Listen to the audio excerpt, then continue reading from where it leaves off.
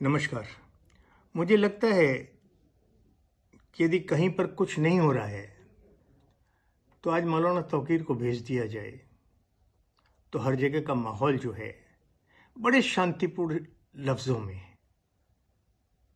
बहुत मीठे मीठे शब्दों में वो अपनी बात को कहकर किस तरह से जो है वो माहौल को ख़राब करते हैं, ये सचमुच में उनके लिए महारत हासिल है।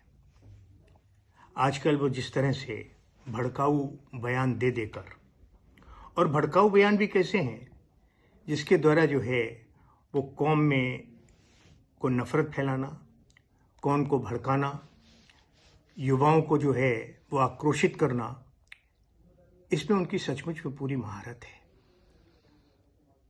कभी वो ज्ञानवापी का उदाहरण दे देते हैं तो कभी जो है वो माननीय न्यायालय के लिए भी अपशब्दों का प्रयोग करते हुए अपनी बात को कह देते हैं।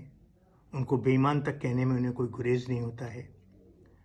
उन्होंने बदअमनी और नफरत जैसे शब्दों का प्रयोग करते हुए माननीय प्रधानमंत्री श्री नरेंद्र जी को सीधे अपमानित करने के शब्दों से नवाजा है।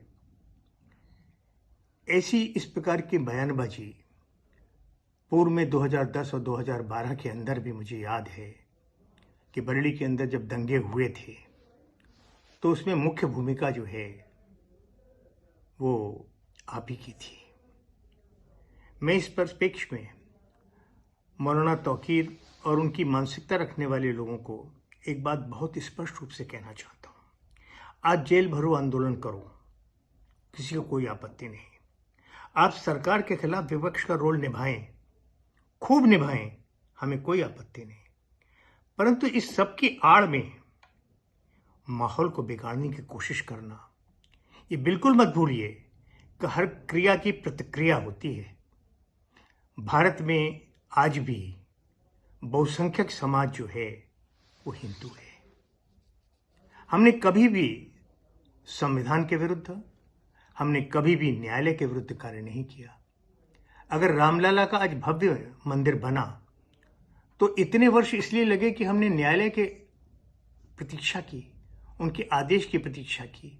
हम ज्ञानवापी में भी कुछ कर सकते थे लेकिन हम नहीं कर रहे हैं। प्रत्यक्ष उदाहरण है, वहां पर प्रत्यक्ष जो है वो भगवान के अवशेष तोड़ के डाले गए हैं, देख रहे हैं। लेकिन नहीं, ये बहुसंख्यक समाज जो है वो बहुत स्पष्ट मानसिकता रखता है, वो भाईचारे की मानसिकता रखता है, उसकी गंगा जमुना संस्कृति को जो है वो पालन करता है।